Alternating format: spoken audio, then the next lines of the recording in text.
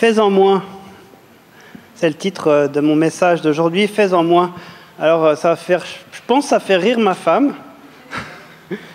parce que mon verset préféré, c'est racheter le temps. J'aime bien optimiser le temps. Et j'aime bien en faire beaucoup et j'aime bien que ça marche. Alors, dans ce titre, Fais-en moins, c'est un petit peu une provocation. On va commencer par ce qu'on fait et ce que l'Église fait. Vous savez, on avait commencé par évoquer 3 projets. Alors, on va commencer par regarder où est-ce qu'on en est dans ces projets. Alors, j'appelle Frédérico. Frédérico a avancé dans son projet de bibliothèque. Allez, raconte-nous un petit peu de quoi il s'agit, en 2 mots pour ceux qui n'étaient absolument pas là, et puis après, tu nous montres la suite. Vas-y. Bonjour. Nous avons un projet qu'on a déjà commencé, c'est la bibliothèque chrétienne pour tous à Kinshasa.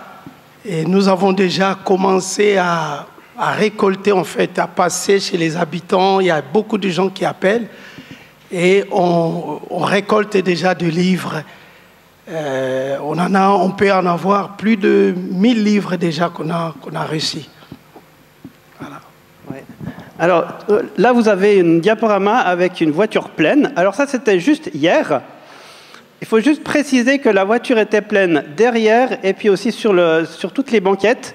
Et que ce matin, parce que comme c'était plein, on voulait déverser le trop-plein chez ma gentille maman. Merci maman qui est en ligne. Merci d'avoir accueilli tous ces livres. La voiture était avec les pneus à plat. Parce que justement, il y en avait un peu trop. On s'est même fait arrêter par la police avec ma voiture parce qu'il y avait vraiment trop de livres. Alors ils ont été gentils, mais on a évité l'amende. Mais ma voiture était pleine comme en neuf. Et on a déposé tous ces livres pour l'instant. Alors, raconte-nous pourquoi est-ce qu'il y a, sur cette diaporama, il y a un container. C'est quoi ce container? Les containers, c'est pour pouvoir envoyer des livres à Kinshasa, parce que ça part par le bateau, vu que l'avion ne peut pas. C'est par le bateau qu'on expédie, en fait, des livres. Oui, mais il y a une petite histoire que tu dois nous raconter. Bon, bien sûr, on va envoyer ça par cargo, ok. Ça va engendrer certainement des frais. On ne sait pas encore trop comment ça va être couvert, sinon il va falloir trouver le moyen. Alors on verra bien comment le Seigneur va pourvoir et va mettre à cœur à chacun de pouvoir financer ça. Maintenant, raconte-nous un petit peu l'histoire de ce qui s'est passé là-bas. Allez, il faut vraiment que tu nous racontes.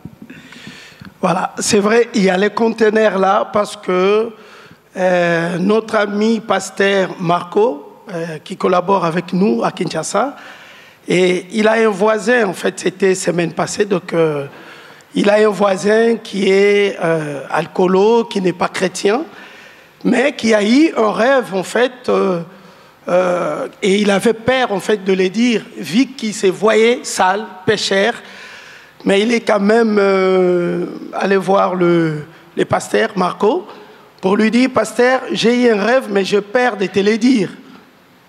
Et puis il m'a dit, mais pourquoi? Tu peux me le dire? Il a dit, je vis un conteneur plein de livres et de Bibles qu'on est venu déposer chez toi, dans votre église. Donc, lorsqu'il m'a parlé de ça, j'ai loué vraiment notre Dieu. Et puis, ça confirme encore que c'est son idée, c'est son projet à lui. Donc, voilà, Dieu est merveilleux, notre Père est merveilleux. Amen. Alors, on va encore prier pour que ce container soit plein de livres et qu'on trouve les fonds pour l'envoyer. Père éternel, tu fais des merveilles. Nous te remercions pour ce peuple à Kinshasa que tu veux aussi instruire par ta parole, par tous ces livres qui vont arriver là-bas. Et nous te prions pour que tous les livres qui doivent arriver soient fournis, pour que toutes les finances arrivent, soient déversées comme un flot pour bénir cette contrée. Et nous te remercions, Seigneur, de faire partie de ce projet et de voir ton œuvre et de voir aussi que tu parles à tout le monde. Et même ceux qui ne penseraient pas recevoir des paroles de toi, eh bien, tu te révèles et tu donnes des paroles. Merci pour ce beau projet. Nous bénissons Frédérico. Merci pour son enthousiasme et nous te prions pour que tu le protèges sur la route, pour que tu le protèges dans tous ses déplacements et que tu l'aides à pouvoir et faire au mieux dans ce que tu lui demandes. Nous le bénissons au nom de Jésus. Amen. Merci. Alors, le départ, la question c'est quand est-ce que ça part? Ce n'est pas encore très clair. On a un délai à peu près fin avril, début mai. Après, il faut voir. Ça dépend si on a la quantité, si on a les finances, etc. Donc, tout ça est à voir, mais on se fixe en tout cas fin avril. Donc, si vous avez des livres, c'est super. Si vous avez des amis qui peuvent bénéficier, qui peuvent libérer leur bibliothèque, envoyez-leur un mail. Et puis, je pense que cette avalanche de livres va arriver. Je crois qu'on n'est pas encore au container plein. Alors, allons-y. Ça, c'était le premier projet. Deuxième projet, Michel. Alors, Michel, bon, il pleut, hein. Alors, elle m'a dit que c'était un projet pour les beaux jours. Alors, où est-ce que ça en est, Michel? Raconte-nous. Alors, pour le moment, c'est sous l'eau. On n'a pas de choix, on est obligé de travailler avec les grenouilles. Non, je blague. Une minute pour ceux qui ne connaissent pas du tout ton projet. Alors, pour ceux qui ne connaissent pas mon projet, j'avais l'intention de faire, donc, c'est dehors, à différents endroits que j'avais montrés. Je ne sais pas si tu as encore des vidéos. Bon, c'est pas grave. Donc, on voulait faire l'évangélisation, la lecture biblique et les prières. Donc, aussi bien les prières de guérison comme les prières pour prier pour quelqu'un qui demande la prière. Puis, pour l'instant, c'est tombé à l'eau. Donc, on attend. Mais en attendant, le Seigneur m'utilise autrement. C'est-à-dire qu'il y a 3 semaines en arrière, j'ai une amie à moi donc, qui est croyante, qui me dit « Écoute, Michel, voilà, je passe par des épreuves terribles. » Bon, j'ai fait quoi? Qu'est-ce qui se passe? Elle me dit « Écoute, voilà, ma fille, elle a eu un bébé, donc elle a accouché. Mais il faut que je te raconte un petit peu ce qui s'est passé.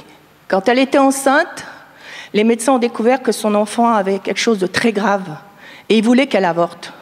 Le problème, comme ils sont croyants, elle a dit non, on le garde. Donc elle a accouché et cet enfant, il a dû aller comment on appelle ça? En urgence, donc parce qu'il avait un problème de cœur. Donc il était en soins intensifs avec des problèmes de cœur et puis elle était complètement en panique. Elle me dit moi je ne sais plus quoi faire. Est-ce que tu peux m'aider à prier pour ça et tout? Je lui ai dit ok, pas de problème. Donc, j'ai dit, écoute, je vais prier pour ce petit.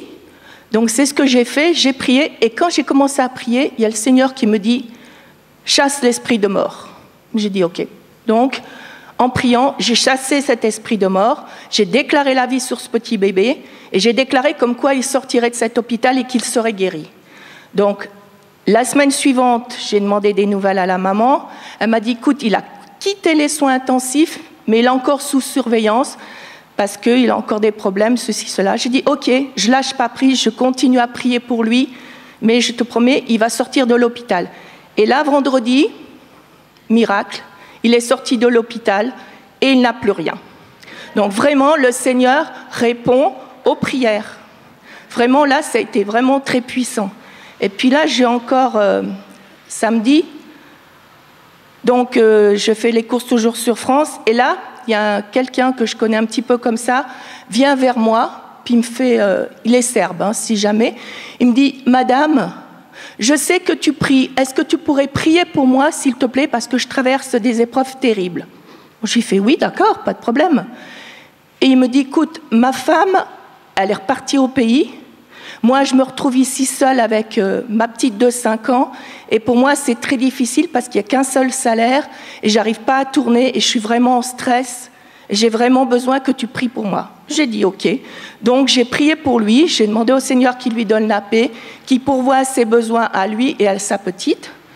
Et au moment où j'ai terminé la prière, il m'a dit, tu sais quoi? Ça m'a fait vraiment du bien que tu pries pour moi parce que j'ai senti la présence de Dieu. J'ai dit, normal, j'ai dit, Dieu, il agit toujours. J'ai dit, la prière, c'est très, très, très puissant.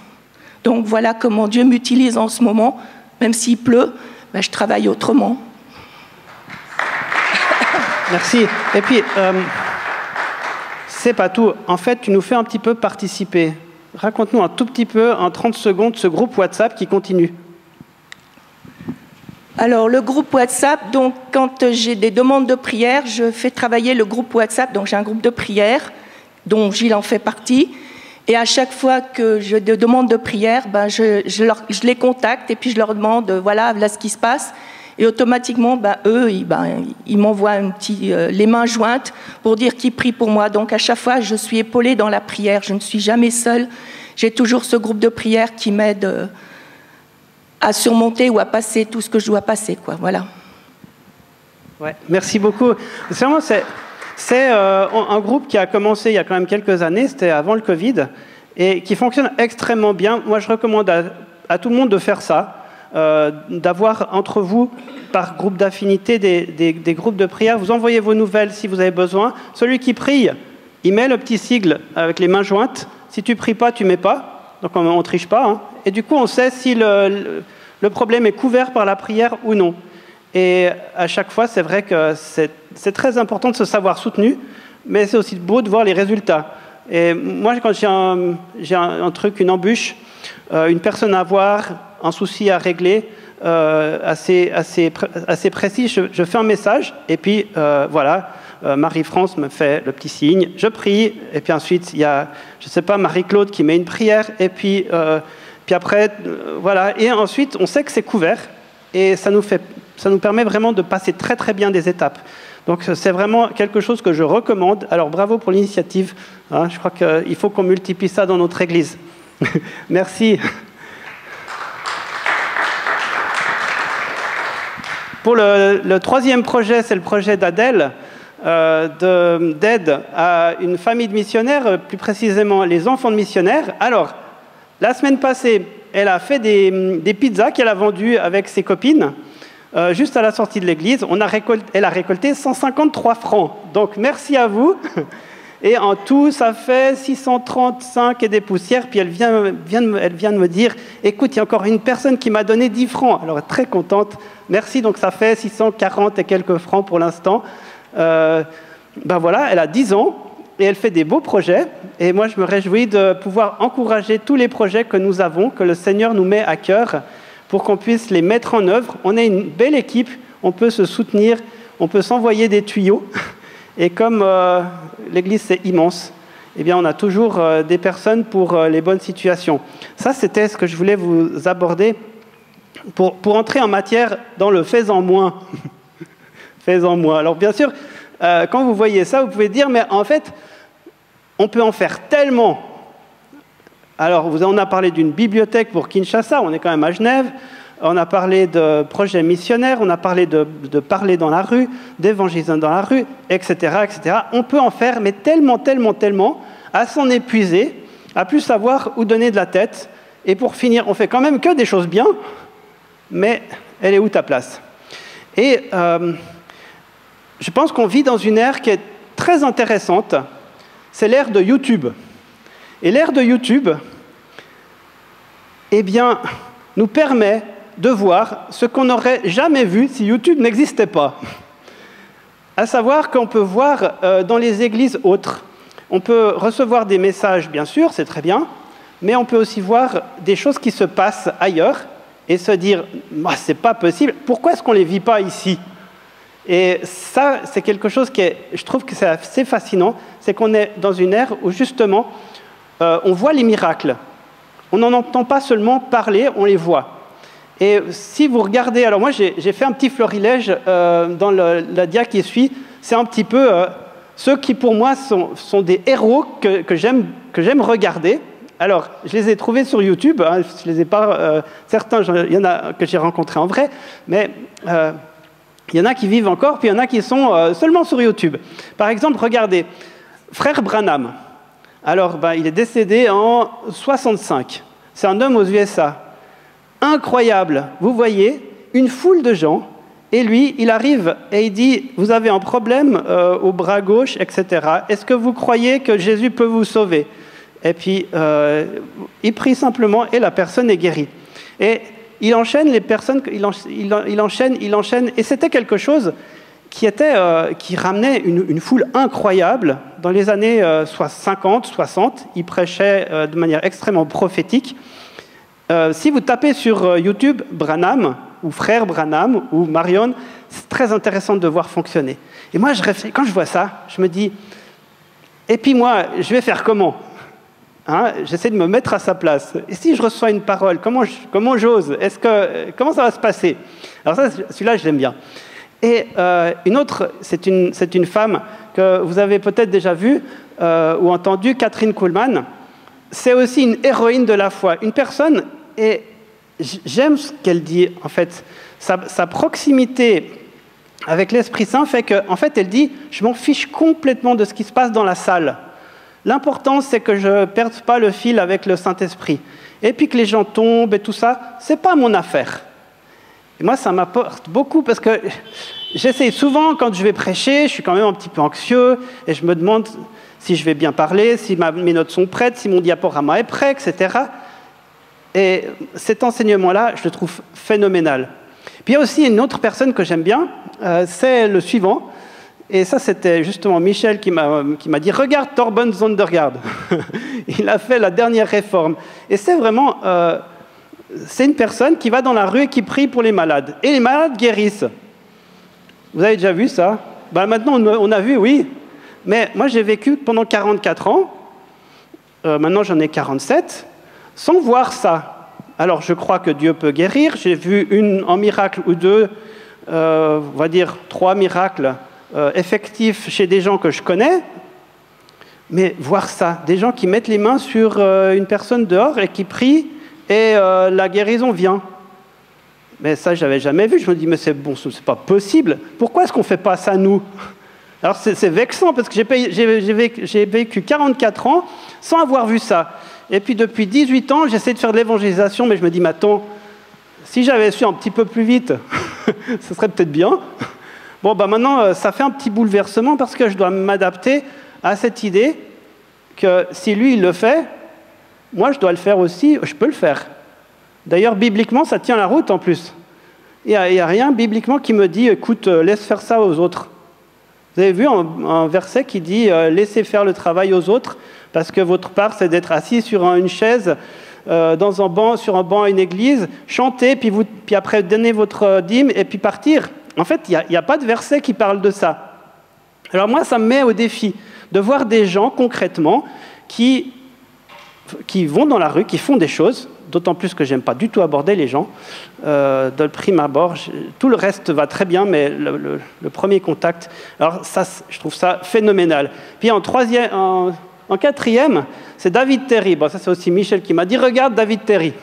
Bon, lui, il a ouvert le ministère surnaturel francophone. Allez voir, c'est d'une excellente nourriture. Il a aussi lancé le défi guérison, où il y a des milliers de gens qui commencent à prier pour les malades et qui voient des guérisons, et qui témoignent, et qui témoignent, et qui témoignent. Je trouve ça génial, parce que c'est plus un grand prophète très loin aux États-Unis qui fait quelque chose de phénoménal, c'est maintenant monsieur et madame, tout le monde, qui témoigne, qui se met devant sa petite caméra, devant son portable, et qui va témoigner, va dire « Écoutez, hier, j'ai prié pour telle personne, il s'est passé ceci, cela, et ça marche. » Est-ce que ça ne vous met pas au défi ? L'ère YouTube nous met au défi.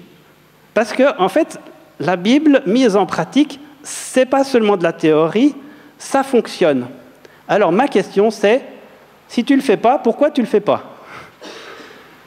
Et moi, je me pose bien cette question, pourquoi est-ce que je ne le fais pas ? Ça me met quand même un sacré défi, une sacrée pression, mais j'aime bien ça, parce que c'est très stimulant. Puis le dernier que je voulais vous présenter, c'était J.P. Makanzu. Alors, lui aussi, je trouve incroyable. Vous tapez Makanzu sur YouTube, alors bien sûr, c'est africain, ça crie beaucoup, les gens tombent de tous les côtés, mais il y a à peu près une délivrance toutes les 10 minutes, une guérison toutes les 20 minutes. Des témoignages incroyables, et ça afflue, ça n'arrête pas, ça n'arrête pas. Et ça, je trouve incroyable aussi, parce que je me dis, bah tiens, quand il est en train de prêcher, puis tout d'un coup, il y a quelqu'un qui vient, devant, bizarre, et puis il lui révèle exactement, il dit « Je viens chez toi, alors attends, chez toi, le canapé, il est noir, il y a ceci et cela, et à droite, il y a ça, et il y a un livre, et, etc. Et toi, tu as en fait un problème avec dans ton pied gauche, ça purule, c'est juste ?» Il dit « Oui, c'est juste. » Et il n'attend même pas d'avoir l'information pour prier et chasser l'esprit et qu'il s'en aille. Le gars se retrouve par terre. Allez voir ça. Soyez curieux. Moi, je vous invite à aller sur YouTube et de voir ce qui se passe un petit peu chez les autres. Ça va nous défier. Parce que je me dis, mais si eux, ils le vivent dans leur église, pourquoi moi, je ne le vivrai pas? Il n'y a pas de raison. Hein? Alors, qu'est-ce que Jésus a dit? Chasser les démons? Ah bah oui, bah écoute, ok. Guérissez les malades? Ressusciter les morts, ça, je n'ai pas encore fait. Vous avez déjà... Bon, pas encore, hein, mais pourquoi pas? Hein? Annoncer la bonne nouvelle, et puis elle sera accompagnée de signes et de prodiges. Et c'est vrai, j'ai vu... j'étais dans une église où on a annoncé la parole, mais les signes et les prodiges, ben, j'ai jamais vu. Et ça, c'est très vexant de voir qu'ailleurs, c'est monnaie courante. C'est comme si tu avais été dans un bocal où ça n'existait juste pas. Alors j'avais une bonne théorie pour l'expliquer que ça n'existe pas, que c'est peut-être avant, que la souveraineté divine fait que les gens sont malades et qu'ils meurent. Mais moi, ça me défie de voir qu'ils peuvent aussi guérir. Hein? Et puis que si vous priez pour les malades, il ne faut pas demander à quelqu'un d'autre de le faire. C'est à nous de le faire. Et d'ailleurs, c'est Jésus qui nous l'a dit. Alors moi, ça me met vraiment au défi.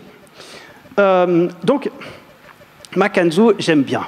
Alors, il peut prêcher pendant 6 heures de temps, hein, vous n'avez pas l'habitude de ça, non-stop, sans aller boire, sans aller aux toilettes, et il enchaîne délivrance, enseignement, etc., etc. Alors moi, je me suis dit, il faut que je vois ça, et s'il a quelques dons à me transmettre, eh ben, je vais, parce qu'il y a des dons qu'on reçoit par imposition des mains, d'autres que Dieu donne comme ça, et puis d'autres qu'on reçoit naturellement. Alors, on a fait un petit voyage, je me suis dit, tiens, je vais viser une personne qui... Ah, tiens, David, hey, tu viendras avec moi? Viens, David, il faut que tu nous racontes. On est allé l'autre jour, on a fait un voyage ensemble, ça nous a permis de faire connaissance. Merci. Salut à tous. Alors oui, en effet, c'est Gilles qui m'a invité à aller à Lille avec lui. J'étais très surpris qu'il m'invite là-bas. Surtout comme il a dit que c'était africain, je ne m'attendais pas du tout. Mais voilà, c'était bienvenu. On a mis ça en prière. Et puis nous y sommes allés. C'était super, fantastique. Comme il l'a dit, prière très très longue. Mais on a joué le jeu. Et c'était très intéressant parce que ben voilà, il faut prier, quoi. Il faut aller chercher. Donc oui, je vais chercher les bénédictions. Et quand on joue le jeu ensemble, eh bien, il y a quelque chose qui se passe, quoi. Et j'ai pu retirer aussi de ma part. Lui aussi, il m'en a parlé aussi. Et puis, c'est quelque chose de très, très, très, comment dire, enrichissant. Et voilà, je vous invite aussi à aller découvrir ça sur YouTube, ainsi que les autres, comme David Terry, comme il l'a dit. Et puis, voilà, il m'a aussi demandé de partager un témoignage récent, donc je vais aussi le faire.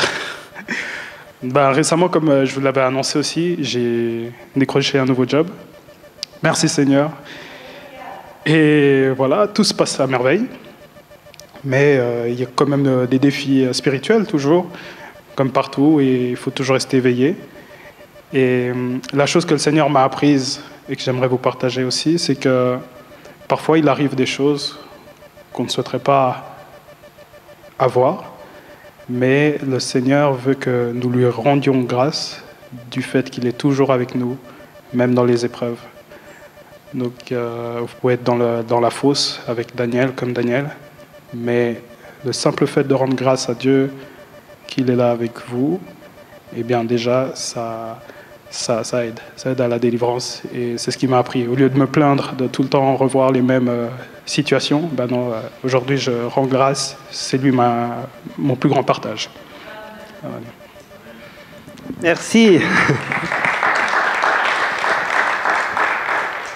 Alors oui, on a vécu des choses très fortes et je pense qu'on a ramené un petit peu de ça ici, et j'espère. parce qu'on veut le vivre ici. Des fois, on en fait trop. Des fois, on n'en fait pas assez, c'est vrai. Mais souvent, on en fait trop. Et il y a un petit problème, c'est qu'on est chargé, on est fatigué. Pourquoi? Alors, J.P. Makanzu, reviens un petit peu en arrière. Ce gars-là, j'aime bien ce qu'il dit. Parce que les gens se disent, mais c'est quoi ton secret? C'est quoi ton secret? Tu pries pour les gens, ils guérissent. C'est quoi ton secret? Tu pries pour les esprits, tu les vois et ils se défilent. C'est quoi ton secret? Et il dit, mon ami, il n'y a pas de secret. Il n'y a pas de secret. Vous savez comment il a commencé? Bon, alors il a commencé à 27 ans par se convertir, ce qui est déjà pas mal. Mais après, avant d'entrer dans son ministère, il a donné son emploi du temps. À 10 heures du soir, il commençait la prière jusqu'à 4 heures du matin. Et il disait, je prie pas assis ou couché, je prie en langue, je tourne dans ma chambre, etc., à haute voix. Il prie pendant, vous avez bien compté, 6 heures de temps par jour. 6 heures de temps par jour pendant 2 ans. Il a fait ça. Et après, son travail a commencé à avoir une certaine ampleur. Il a été nommé pour commencer à faire un ministère appelé à cela. Et en fait, c'est un rythme de vie. Et moi, ça me choque d'entendre ça. Parce que, concrètement, qui de vous passe 6 heures de temps par jour à prier? Il faut être clair. Les résultats sont là. Quand je vois d'autres grands évangélistes, on leur dit, mais c'est quoi votre emploi du temps? Au minimum, un évangéliste passe 1 heure de temps à méditer, à prier. Hein, si vous regardez à droite, à gauche, eh bien, même, par exemple, David Terry, avant, dont je parlais, il disait, mais les chrétiens sont suroccupés. Ils s'occupent du comité de machin, ils vont voir ça, ensuite il y a la réunion des anciens, puis après il y a la réunion de ci, et de ça, et de ça, et de ça. Et on arrive, on est vidé. Et on a quand même donné notre temps à l'Église, mais on est vidé.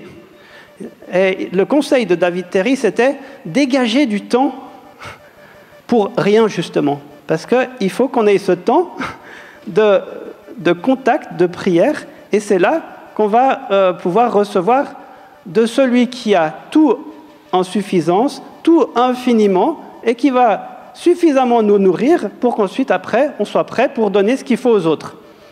Mais si on continue à donner ce qu'on n'a pas encore reçu, eh bien on est juste tout sec, tout fatigué, tout cassé, on est agacé, et puis je pense qu'on n'apporte pas grand-chose aux autres.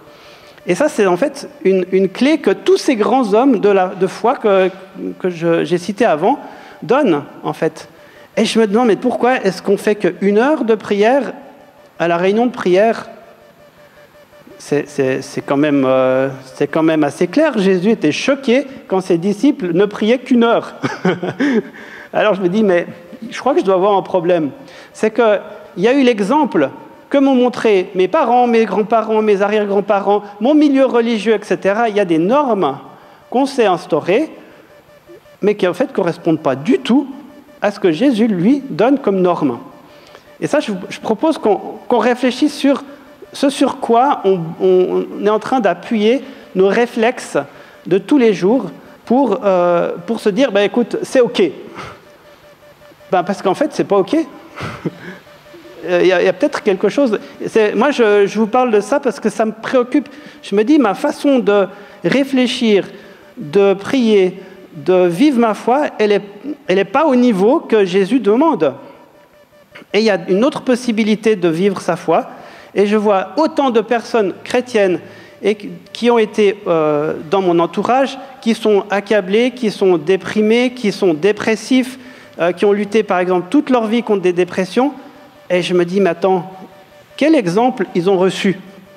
Ils ont reçu l'exemple peut-être de personnes qui ouvrent leur Bible un petit peu, ferment, font 5 minutes de prière, et puis après se laissent attaquer par les démons, mais qui ne savent pas comment faire pour s'en dépatouiller. Ça, je pense que c'est des choses qu'on peut remettre en question. Notre mentalité ne correspond pas aux critères que Jésus donne. Alors, à nous de réfléchir, à nous d'être un petit peu cohérents avec ce qu'on croit, moi je trouve que l'ère YouTube nous remet en question. Parce que ça fonctionne, et pourquoi ça ne fonctionnait pas avec toi et avec moi? Donc, je me dis, il y a un problème. Il y a un problème, et je ne l'ai pas encore tout à fait résolu, parce que si je l'avais résolu, ben, je pense que je pourrais vous l'enseigner, mais là, je vous étale toute mon ignorance. Voilà ma prière. Ma prière, c'est ça. Vous pouvez la faire avec moi. Seigneur Jésus, je viens à toi. Je dépose sur toi tous mes fardeaux, et je décharge sur toi tout ce qui me fatigue. Parce que tu as porté à la croix tout cela pour moi.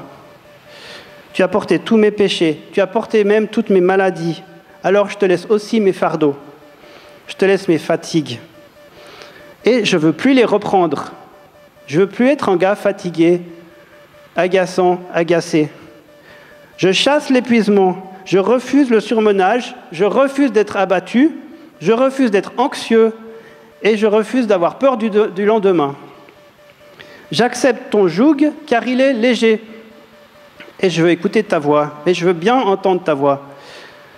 Parce que c'est un souffle doux et humble. Je veux recevoir tes instructions. Et moi, en tout cas, je te donne l'autorisation de modifier mon emploi du temps. Et je te donne aussi l'autorisation et la permission de changer ma mentalité. Je t'autorise à changer mon sens des priorités. Et je sais que ton joug, il est doux et il est léger. Et donc, merci Seigneur, parce que je prends ce repos avec moi et je vais le garder. Amen. Ça, c'était juste l'introduction. Je me suis mis à l'ère africaine. Non, vous savez, dans la Bible, il y a des gens qui ont fait des burn-out ou qui étaient à la limite du burn-out. Et on peut s'en inspirer. Alors, on va faire une lecture. On va parler d'un homme, vous allez tout de suite le reconnaître, avec lequel Dieu parlait face à face. J'ai nommé Moïse. Oui, bravo. C'est un homme qui parlait à Dieu comme à son ami. Dieu te parle comme à un ami. Donc on va essayer de s'identifier à lui. Alors il a reçu une tâche énorme qu'il va résoudre à sa manière. Dieu va un petit peu l'aider. Alors c'est Nathalie qui va nous faire la lecture.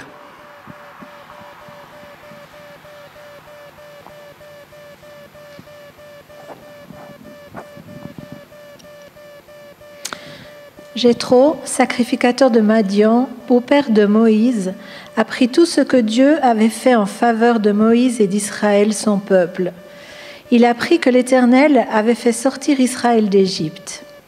Jéthro, beau-père de Moïse, avec les fils et la femme de Moïse, vint au désert où il campait à la montagne de Dieu.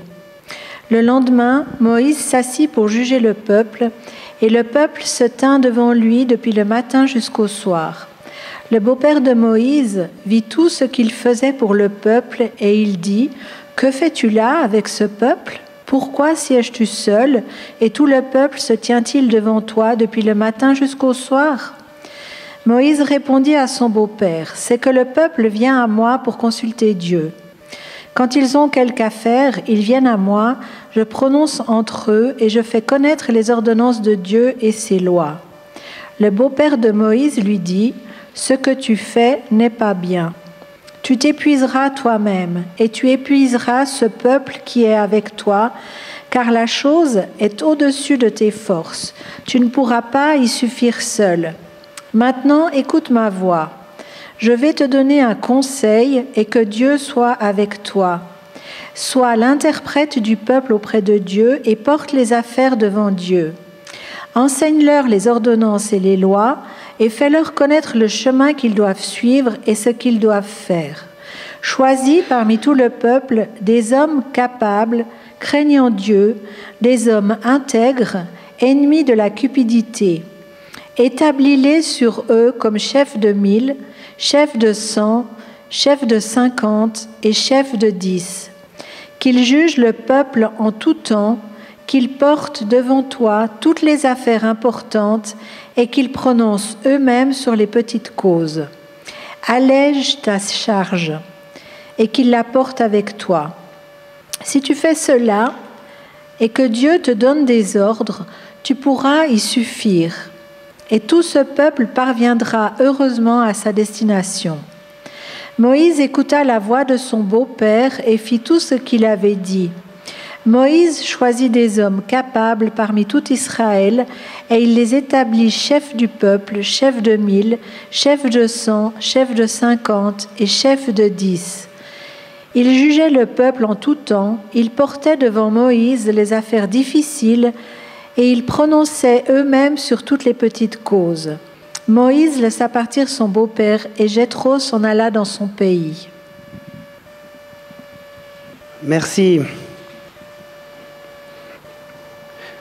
Peut-être que vous n'êtes pas chef de 10 000 ou de 600 000, mais vous avez peut-être une tâche qui peut sembler lourde. Et Moïse, qui parlait avec Dieu face à face, n'a pas reçu toutes les instructions de Dieu directement. Et ça, je trouve intéressant, c'est qu'il a écouté la voix d'un prêtre madianite. Ça veut dire que c'était quelqu'un qui était polythéiste, qui vient, c'est son beau-père, il l'écoute et il met en pratique cette recommandation comme si c'était Dieu qui lui avait parlé. Et c'est un bouleversement. Et comme c'était intelligent ce qu'il a fait, j'aimerais qu'on réalise un petit peu la responsabilité qu'a Moïse. Alors la slide suivante, ça vous montre 10 000. Vous voyez ces petits points-là? Imaginez que c'est 10 000 personnes devant vous. À gauche, il y a Moïse, c'est un point là, et il y a 10 000 personnes. C'est beaucoup. Et à tous les coups, il y a des problèmes. Mais imaginez que ce n'est pas 10 000 personnes qu'il faut gérer, c'est 60 fois 10 000 personnes. Donc 60 fois ce que vous voyez là. Alors, on comprend bien que là, il y a de quoi faire un burn-out. Et Dieu lui dit rien, il lui dit pas comment il doit gérer la situation. Il lui dit, c'est toi le chef. Et lui, il ne voulait pas le faire. Et il y va quand même. Et il y fait à sa manière. Et il reçoit les reproches de son beau-père Jéthro qui lui dit, attends, fais autrement. Et là, je trouve intelligent sa façon de faire. C'est qu'il voit au travers de son beau-père Jéthro aussi une réponse que Dieu donne pour des choses extrêmement concrètes. Mais ça va lui demander de se remettre en question. Il y a beaucoup de choses qui va devoir changer. Alors, essayez de vous mettre dans la tête que vous êtes en face de tout ce peuple-là. Bon, ingérable, ok, c'est pas pour moi. Alors, la slide suivante va montrer chef de 100. Imaginez, vous êtes là pour gérer 100 personnes. C'est une compagnie. Écoutez, pour ça, il faut un sacré charisme, il faut être capitaine. Je ne suis pas sûr. En tout cas, moi, je vise un peu plus bas. Hein. Chef de 50, bon, ça devient quand même un peu mieux, mais chef de 10, ça me va. Je me dis, 10 personnes, comme ça, on connaît de vis-à-vis 10 personnes, c'est gérable. Regardez maintenant le schéma suivant. Le schéma suivant, c'est ce que propose Jéthro. Jéthro, il est hyper intelligent. Regardez ce management. Moïse va être peut-être en contact, alors j'ai mis 10, mais ça pourrait être 12, parce que c'est les 12 tribus, avec 12 personnes. Alors imaginez, il y a des chefs de 100, des chefs de 1000, etc. etc.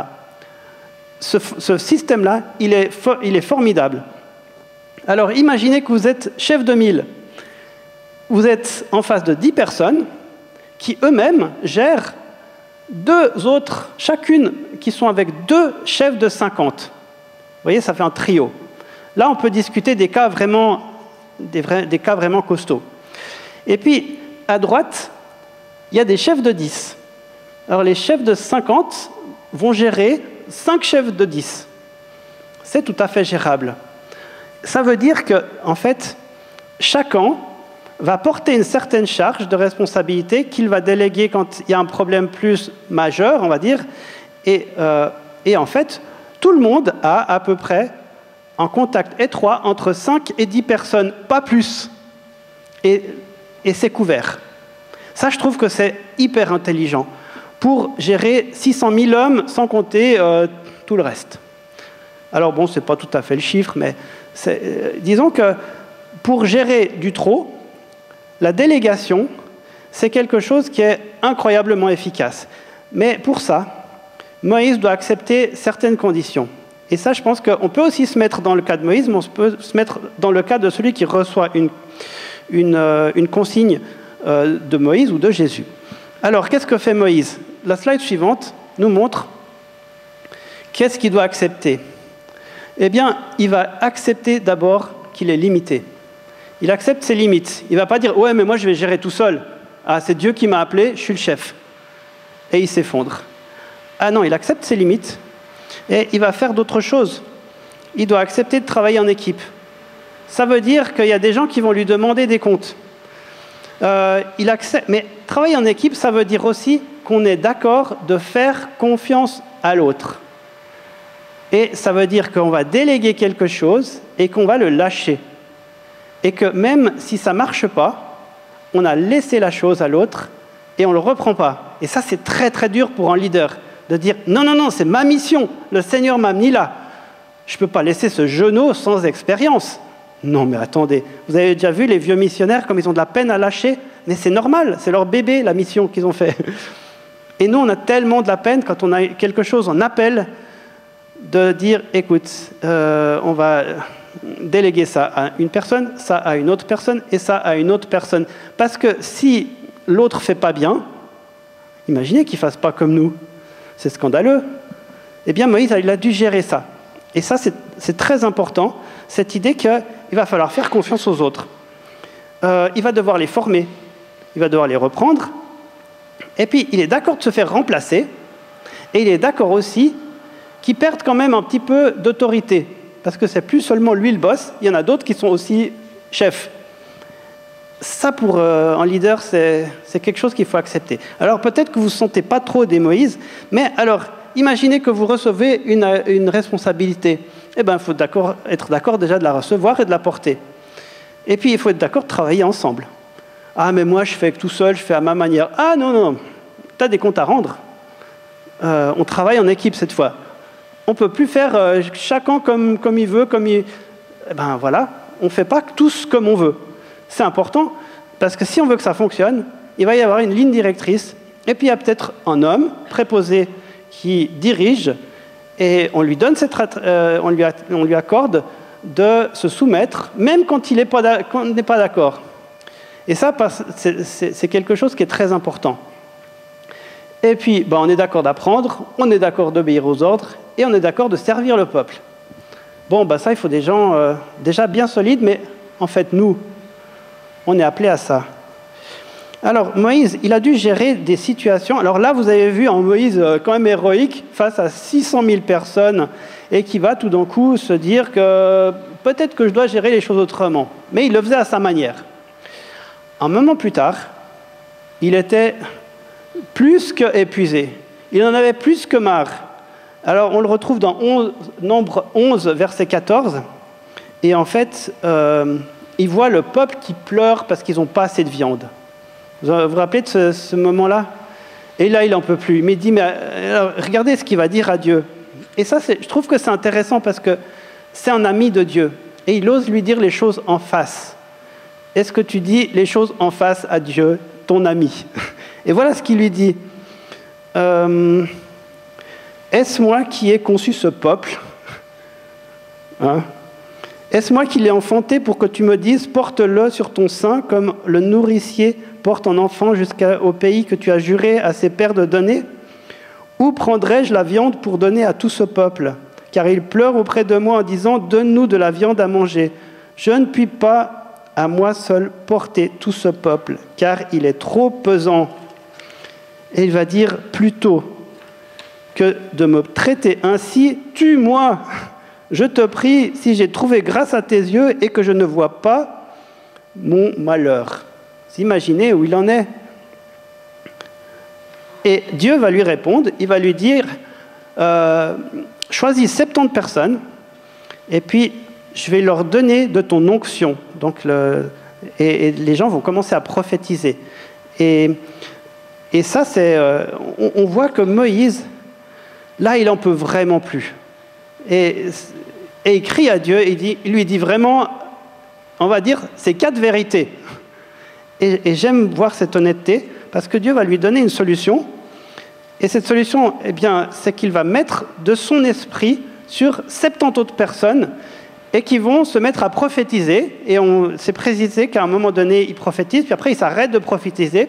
Et que même une personne qui devait être là, qui n'était pas là, commence à prophétiser alors qu'elle est dans le campement. Et une magnifique phrase qui est donnée, en fait, parce que ça revient aux oreilles de Moïse, et la personne qui voit cet homme prophétiser est scandalisée, et puis après Moïse va lui dire « Puisse tout le monde prophétiser ». Et ça, c'est beau de voir une personne qui est prête à lâcher son autorité spirituelle, à la déléguer pour que justement le peuple soit servi. Pour moi, c'est un exemple. Alors peut-être que vous ne vous sentez pas encore concerné par tout ça, parce que vous dites, dans ces histoires de leadership, c'est son problème. Mais vous allez voir que ça nous concerne tous. J'ai fait ça, c'est vraiment à dessein. Donc, Moïse est pour que tout le monde prophétise. Et ça nous fait penser à la Pentecôte. À la Pentecôte, il y a des gens qui commencent à prophétiser, et on se moque d'eux, on pense qu'ils sont ivres. Et alors, la parole est donnée que c'est l'accomplissement de ce que Joël 2, 28 avait annoncé. « Dans les derniers jours, dit Dieu, je répandrai de mon esprit sur toute chair.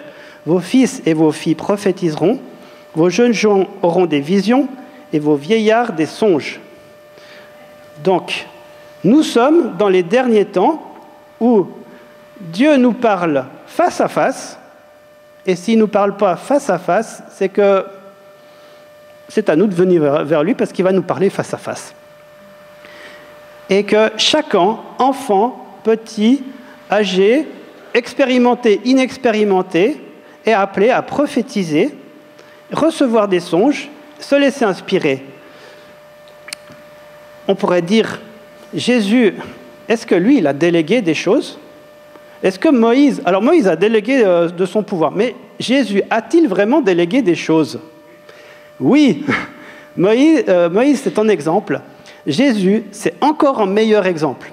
On va regarder, c'est la slide suivante, c'est la même chose, le même schéma. Vous enlevez Moïse, vous mettez Jésus.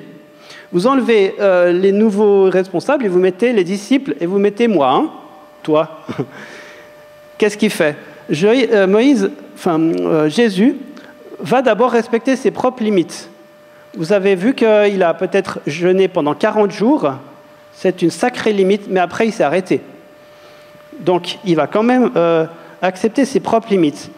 Et vous allez voir que quand il commence à devenir célèbre, quand ça commence à marcher pour lui, il se retire de la foule. Et ça, je reviens dessus. J'aimerais vous donner quelques passages où on voit très bien qu'il respecte ses propres limites personnelles. Par exemple, j'irai assez vite.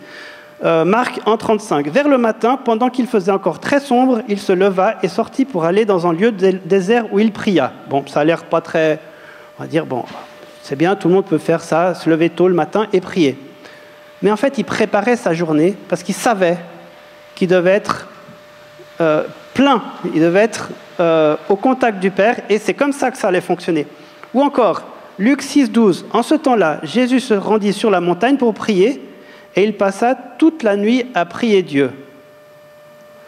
Ensuite, Luc 5, 15. Sa renommée se répandait de plus en plus, et les gens venaient en foule pour l'entendre, pour être guéris de leur maladie. Et lui, qu'est-ce qu'il faisait ? Il se retirait dans les déserts et il priait. Ou encore, Marc 6, 46. Quand il les eut renvoyés, il s'en alla sur la montagne pour prier. Alors, en fait, Jésus lui-même, il a besoin de se ressourcer. Donc, je me réfléchis. Si je suis fatigué et que je fais une prière de 5 minutes avant de m'endormir et dis « Seigneur, tu gères tout. Amen. » Et je dors. Et le matin, je suis encore avec mes soucis. C'est que je fais... Il m'a dit, ça me pose un problème parce que c'est souvent les choses qu'on fait. Hein. le temps de prière, il est des fois assez limité, puis on dit « Tu connais toutes choses, Seigneur, voilà, je te remets ». Et en fait, on garde nos fardeaux. Et moi, je me pose la question, je me dis, si Jésus a besoin de passer autant de temps dans cette présence, dans cette écoute du Saint-Esprit, comment est-ce que je peux me permettre d'en faire moins? Parce que si on veut être au niveau, je veux dire, si on veut se fatiguer et être toujours chargé et charger les autres, il faut continuer comme on fait toujours. Hein, on en fait trop, on se fatigue, on va au lit, on est couché, énervé, agacé, on se réveille le matin, on agace les autres.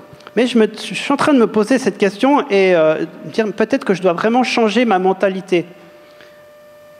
Il faut dégager du temps pour être dans cette présence. Et de cette manière-là, ce n'est pas très excitant pour les autres, hein, parce qu'on va te voir en train de te promener. Ou tu es dans ton bureau. On va dire, mais il fait quoi dans son bureau? Il ne fait rien. Ah, il produit moins de choses. Ah, puis la vaisselle, elle n'est pas faite. Hein. Il y a des choses qui vont être mises de côté, il va falloir changer de priorité. Et ça, c'est à réfléchir. Pour moi, le cas de Jésus m'interpelle. Je me dis, si lui, il a besoin de prendre tout ce temps-là, à mon avis, c'est que c'est utile. Si en Makanzo a besoin de passer pendant 2 ans, 6 heures de temps dans la prière, et il y a ces résultats, je pense qu'il faut réfléchir à fonctionner autrement. Si on veut continuer à faire notre vie tranquille, moi, je n'ai pas envie de rester médiocre, en fait. Et je pense qu'il y a des paliers qu'on doit aborder et ne pas avoir peur de se remettre en question. Après, c'est pareil pour les autres, les disciples. Accepter les responsabilités, travailler en équipe, apprendre, obéir aux ordres de Jésus, servir le peuple. Bon, si tu fais ça, tout le monde arrivera à destination. Mais laquelle? L'avant-dernière slide, ça nous montre ce que Jésus a fait. Il nous a délégué encore des choses. Mais pouh là là là là là là. Et ça, c'est pas pour quelqu'un d'autre, hein. Il s'en va au ciel et il nous laisse tout le boulot. Et il dit, allez, faites de toutes les nations des disciples. Ouais, mais quand même, c'est quand même pas... Moi, je suis comme Moïse, je dis, mais attends, c'est moi qui les ai fait naître, c'est tous ces gens, puis ils n'ont rien à faire de toi. Ah écoute, fais-en des disciples. Il y a de quoi s'énerver, hein. Ou bien t'évites un petit peu l'ordre. Mais c'est un ordre qui est donné à qui? À ses disciples. Et il y a un autre problème par rapport à ça. C'est qu'il n'y a pas des sous-disciples. Par exemple, chrétien qui va à l'église souvent le dimanche et qui fait une prière de 5 minutes par jour, ça n'existe pas, en fait. Dans la Bible, je ne vois pas. Il y a des disciples, puis des pas de disciples. T'es disciple ou t'es pas disciple. Et il n'y a pas ce repère que moi j'ai en tant qu'enfant de chrétien, de petit enfant de chrétien, etc., de génération en génération. On a une mentalité religieuse qui ne correspond pas du tout, en fait, aux normes que Jésus a fixées. Soit tu es disciple, soit tu n'es pas disciple. Alors, qu'est-ce qu'il demande à ses disciples? Au boulot. Comme Moïse, vous voyez, ça commence à chauffer pour nous, hein, parce qu'on est un petit peu comme avec Moïse et ses 60 000 personnes devant, et puis on se dit, mais comment est-ce que je vais m'y prendre? Parce que vraiment, je ne suis pas sûr d'assurer, hein, là. Faites de toutes les nations des disciples. Alors lui, vous voyez, il était avec 12 personnes. Alors, on va réfléchir. Alors comment on va faire? La slide suivante, ça nous montre un processus intéressant. D'abord, toi, moi, lui, elle, nous sommes des disciples. Si tu n'es pas disciple, il ne faut pas travailler ensemble, hein. Mais en général, on est des disciples. Et il n'y en a pas un qui est plus grand que l'autre. Vous savez, quand les disciples se chamaillaient, Jésus ne les met pas trop. On sait qu'ils se chamaillaient pour savoir qui était le plus grand. Est-ce que votre pasteur est plus grand que vous? Eh bien, votre pasteur est votre serviteur. Et vous lui devez l'obéissance. Ça fait mal. Ben oui, parce que moi, si je ne suis pas d'accord avec mon pasteur, je vais obéir à mon pasteur quand même s'il a tort. Parce que c'est comme ça qu'on va avancer. Parce que c'est lui qui a la responsabilité que ça avance d'une certaine direction pour notre petit groupe. Alors on discute, on a des arguments. Pour finir, je suis en général toujours d'accord avec les siens, même quand il me dit « Non, non, ton idée elle est nulle, il faut laisser tomber ». Mais quand bien même je ne serais pas d'accord avec ces arguments, il est normal que parce que je suis en connexion avec Jésus et qu'il m'a dit « Soyez soumis aux autorités », je vais le faire, et voilà. Et ça va fonctionner quand même. Alors regardez, il y a le disciple, il y a le pasteur, le responsable d'église, etc. Tu n'es pas au-dessous, tu n'es pas au-dessus. Nous sommes une équipe, nous sommes des disciples qui allons fonctionner avec le maître. Et regardez au-dessous, en fait, il y a encore toutes ces nations, faites de toutes les nations des chrétiens, non.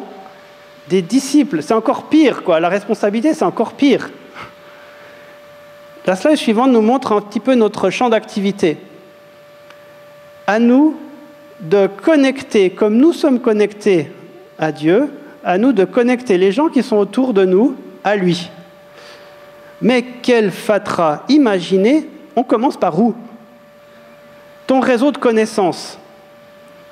Bon, moi j'ai mis quelques petits points. Regardez, je n'ai même pas mis 10. Imaginez, vous connaissez quand même plus de 10 personnes. Ton réseau d'amis, ta famille, tes voisins, tes collègues, il y a quand même plus que tout ça. Hein? Par où on commence? Eh bien, il y a de quoi s'épuiser. Il y a de quoi en faire beaucoup trop. Il y a de quoi faire des choses qu'on n'avait pas besoin de faire et qui ne vont rien donner. Et là, je reviens à cette idée. Fais-en moins. Parce que le plus important, si j'écoute bien les consignes, je vais m'occuper de la bonne personne au bon moment. Et tout le reste, je laisse de côté. Quand bien même quelqu'un me dit « mais ça c'est important », eh bien non, c'est pas important. Parce que mon maître, il m'a dit de faire ça, alors je ne vais pas faire autre chose. Et je ne vais pas m'épuiser parce que, voilà. Donc, regardez l'importance. Si moi, je suis non seulement une personne qui connecte, mais je suis Jésus pour les autres. En fait, nous sommes ses pieds, ses mains sur la terre. Il nous a donné son autorité, son pouvoir. Il nous a dit comment fonctionner. Et on n'est pas moins que ça. En fait, les autres voient Jésus au travers de nous. Alors, il y a un collègue, quand on va boire le café, des fois, il dit « Ah, voilà Jésus !» J'aime bien parce qu'il se moque de moi, mais en même temps, je suis très fier qu'il m'appelle comme ça. Hein, c'est quand même assez honorant, non? Les autres me disent salut, mais lui, il me dit hey, c'est Jésus. Donc, ça, j'aime bien. Alors, il me regarde des fois avec beaucoup de méfiance, mais ça m'honore. Toi, tu es Jésus pour ceux qui t'entourent. Cette fonction-là, il n'y a personne d'autre qui va pouvoir l'accomplir. Personne d'autre. Parce que le pasteur, il va dire, bah, écoute, moi je m'occupe du troupeau, mais tes amis, je ne les connais pas. Tes connaissances, tes voisins, etc., ce n'est pas mes voisins. Il fait déjà sa part. Alors, nous, on a autant de responsabilités qu'en pasteur. Pour tous les gens qui nous entourent, puisque nous sommes Jésus pour eux. Je reviens à cette idée, fais-en moins. Fais-en moins. C'est tellement important qu'on soit à l'écoute des consignes pour faire pile ce qui est juste et qu'on laisse de côté le reste. Sinon, à tous les coups, on entre dans l'épuisement, la culpabilité et tout ce qui va avec. Hein. Il y a de quoi, vous voyez ce schéma, vous dites, oh là là, il va nous culpabiliser. En fait, on a tous les mêmes problèmes. On dit, mais comment est-ce que je vais contacter mes voisins? Peut-être qu'on va commencer par prier pour nos voisins, c'est toute une bonne idée, puis ça viendra peut-être tout seul. Et j'aimais bien le témoignage de Michel, ça vient tout seul. Elle ne va pas les chercher, ces gens. Hein, c'était devant l'ascenseur, il y avait quelqu'un qui... Tu peux nous raconter ça, quelqu'un qui... Viens, raconte-nous l'histoire de la personne devant l'ascenseur. Je trouve que c'est assez pratique, parce que moi, je n'ai pas trop de situations comme ça. Alors, oui, donc c'est par chez moi. Donc, devant l'ascenseur, je rencontre mon voisin. Puis, je lui dis, ça va? Puis, il me fait, oui. Puis, je fais, non, non, ça va pas. Il me dit, oui, écoute, j'ai ma femme qui est bloquée dans le lit. Elle a des problèmes avec le dos. Et puis comme je sais qu'il n'est pas très là-dessus, parce que j'ai déjà essayé de prier avec lui, il n'est pas trop là-dessus, je lui dis, écoute, moi je vais te demander quelque chose, tu peux demander à ta femme si elle est d'accord que je passe la voir et je prierai avec elle. Mais je lui dis, tu lui demandes bien, hein, puis si jamais tu sonnes à la maison. Donc je rentre, tout ça, ça fait quoi, peut-être 1 heure, au bout d'1 heure, ça sonne, puis il me fait, écoute, oui, elle est d'accord que tu passes à la maison. Donc ni une des deux, hop, moi je saute sur le sujet et je vais directement la trouver. Donc je sonne, je vais la trouver, elle était clouée au lit, elle ne pouvait pas bouger, tout ça. Donc je discute un petit peu avec elle, et puis je commence à prier. Et au moment où je commence à prier, elle part en sanglots, parce que voilà, elle était vraiment pas bien, tout ça. Donc je l'ai prise dans mes bras, je dis, écoute, vas-y, pleure, je suis habituée, t'inquiète pas. Et puis c'est comme ça que c'est parti, et puis que j'ai pu aller tous les jours, j'allais la trouver. Tous les jours, je priais avec elle, tous les jours, je lui parlais de l'amour de Dieu. Mais bon, son mari, il savait, il se marrait, puis c'est tout. Mais là, il n'y a pas longtemps encore, je le vois, puis j'ai fait... Tu sais, je prie toujours pour toi. Il me fait, oui, ça je sais, mais bon, voilà quoi. Donc moi, c'est naturel, c'est les gens qui viennent plus à moi que moi qui cours après les gens. Voilà, merci. Ça, je trouve que c'est génial. Parce qu'on ne va pas mettre le pied dans la porte en disant, ah, j'ai une parole pour vous, si vous ne croyez pas, voilà. Non, ce n'est pas à nous de faire ça. Il faut vraiment qu'on soit connecté là-haut, et après, on aura la bonne attitude au bon moment, et les choses vont arriver. Et ça, je trouve que c'est très encourageant de voir ce genre de choses, parce que ça nous angoisse peut-être un peu moins de voir que c'est Dieu qui prépare le terrain. Alors pour terminer, en fait, c'était ma dernière slide, c'est « Fais en moins pour plus de résultats ». Vous voyez le passage, tout d'un coup, il prend du sens. Quand Jéthro est en train de lui dire « Allège ta charge et qu'il la porte avec toi. Si tu fais cela et que Dieu te donne des ordres, tu pourras y suffire et tout le peuple parviendra heureusement à sa destination. » Donc, d'abord, délègue ce que tu peux déléguer. Prends du temps pour écouter celui qui doit donner des ordres. Parce qu'il faut les entendre, ces ordres. Sinon, on va faire n'importe quoi, ou on va peut-être se donner des plans qui ne sont pas les bons. Alors, si tu fais cela et que Dieu te donne des ordres, tu pourras y suffire et tout le peuple arrivera à sa destination. Jérusalem, c'est ce qu'on souhaite pour tous ceux qui nous entourent.